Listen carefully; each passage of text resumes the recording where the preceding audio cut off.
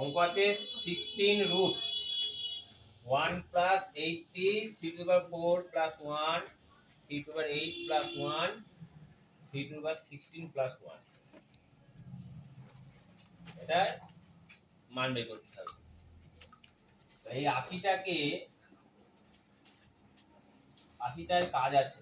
এই 80টার কাজ কি 1 দেখো 3 টু দি পাওয়ার 4 মাইনাস 1 কত হয় দেখো তো 81 মাইনাস 1 মানে 80 হয় না।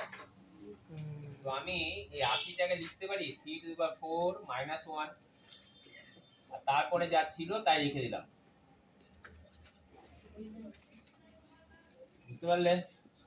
হ্যাঁ, এবারে দেখো 1 এটার মান কত?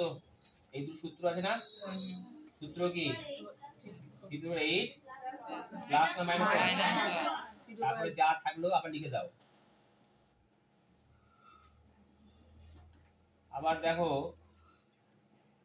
এই দুটো সূত্র আছে না 1 প্লাস কথায় বলো 16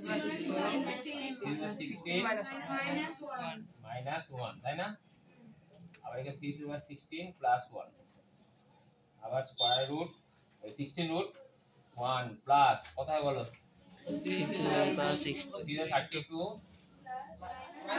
মাইনাস 1 প্লাস 1 কেটে গেল।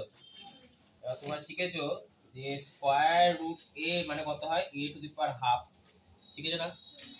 এবার m a two the power m n যদি থাকে a টু m কত হয় বলো, এটা a two the power n তার স্কয়ার আছে রুট ওভার m আছে, ঠিক আছে। তাহলে a টু দি পাওয়ার কত হবে n বাই m, এটা মাথায় থাকে, ঠিক আছে।